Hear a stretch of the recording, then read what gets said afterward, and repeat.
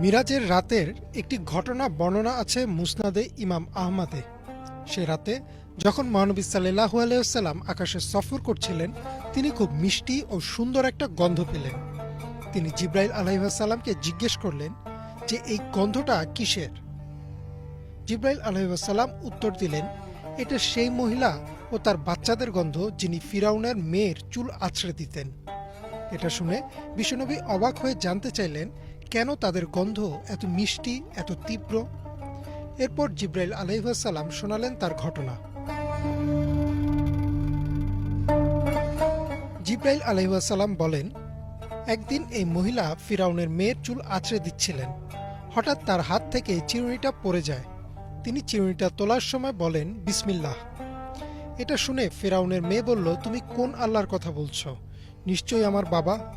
তখন মহিলাটি উত্তর দিলেন, না, আমি আল্লাহর কথা বলছি, যিনি আমার মালিক, তোমার মালিক, এমনকি তোমার বাবারও মালিক। এটা শুনে ফিরাউনের মেয়ে তার বাবাকে সব বলে দিল। সব শুনে ফিরাউন তার সালিশে ডাকলো এই দাসীকে।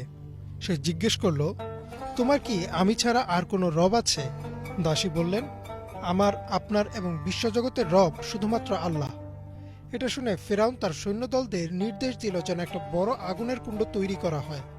ফিরাউন সেই মহিলাকে বলল, হয় তুমি আমাকে রব হিসেবে স্বীকার করো, অথবা তোমার বাচ্চাদের এই আগুনে নিজ হাতে ফেলো।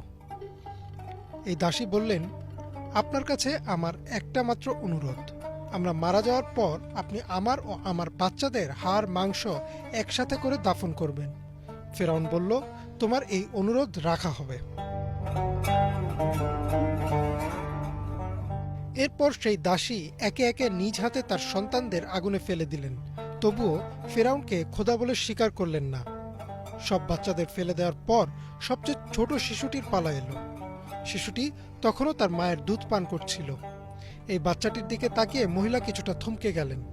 তখন আল্লাহর হুকুমে সেই বাচ্চাটি মায়ের কোলেই কথা বলে উঠল। সে বলল, মা, তুমি এগিয়ে যাও, আগুনে ঝাঁপ দাও, কারণ আখিরাতের শাস্তির তুলনায় এই দুনিয়ার শাস্তি কোনো ব্যাপারই না। এরপর সেই দাসী হাসি মুখে আগুনে ঝাঁপ দিলেন।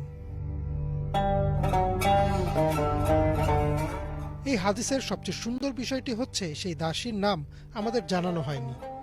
আল্লাহ তাকে এতটাই সম্মান দিয়েছেন যে মিরাজের রাতে মহানবী সাল্লাল্লাহু আলাইহি ওয়াসাল্লাম তার ও তার বাচ্চাদের সুগন্ধ পেয়েছেন। এভাবেই আল্লাহ তার প্রিয় বান্দাদের সম্মান দিয়ে থাকেন।